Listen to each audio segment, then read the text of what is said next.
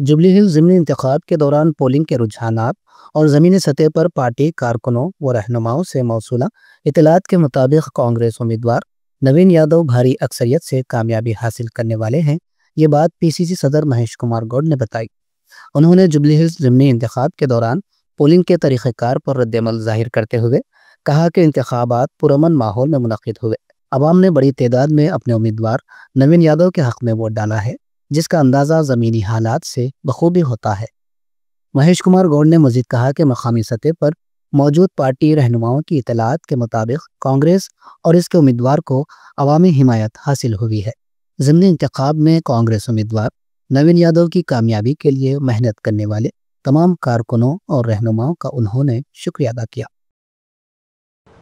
Jubilee hills ఉప ఎన్నిక ప్రశాంతంగా ముగిసింది.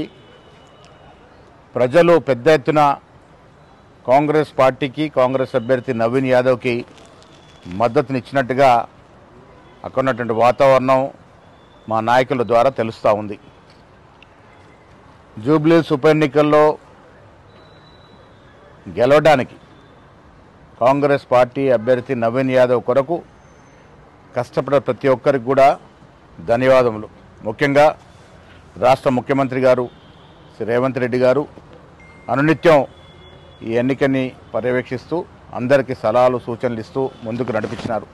అదేవిధంగా ఉప ముఖ్యమంత్రి బట్టి విక్రమార్క గారు, గౌరవ మంత్రివర్యులు, శాసనసభ్యులు, శాసన మండలి సభ్యులు, కార్పొరేషన్ చైర్మన్స్, అదేవిధంగా కాంగ్రెస్ సీనియర్ నాయకులు, మహిళా కాంగ్రెస్, యువజన కాంగ్రెస్, ఎన్ఎస్వై సేవాదళతో పాటు వివిధ డిపార్ట్మెంట్ల యొక్క చైర్మన్లు అందరూ కూడా ఈ నెల రోజులుగా ప్రజలకి మేమిచ్చిన అభివృద్ధి సంక్షేమాన్ని చెప్పడంలో విజయవంతమైనారు. ప్రజలు మేమిస్తున్న సంక్షేమం పట్ల, మేమిస్తున్న అభివృద్ధి పట్ల సంతోషంగా ఉన్నారు. కాబట్టే పెద్ద ఎత్తున కాంగ్రెస్ పార్టీకి మద్దతు వచ్చినట్టుగా తెలుస్తూ ఉంది. ఏది ఏమైనా మంచి మెజారిటీతో కాంగ్రెస్ అభ్యర్థి నవీన్ యాదవ్ గెలుస్తారనేటువంటి ఆశ ఉంది. ఇక్కడ కష్టపడ్డ ప్రతి ఒక్కరికి పీసీసీ తరఫున ధన్యవాదములు.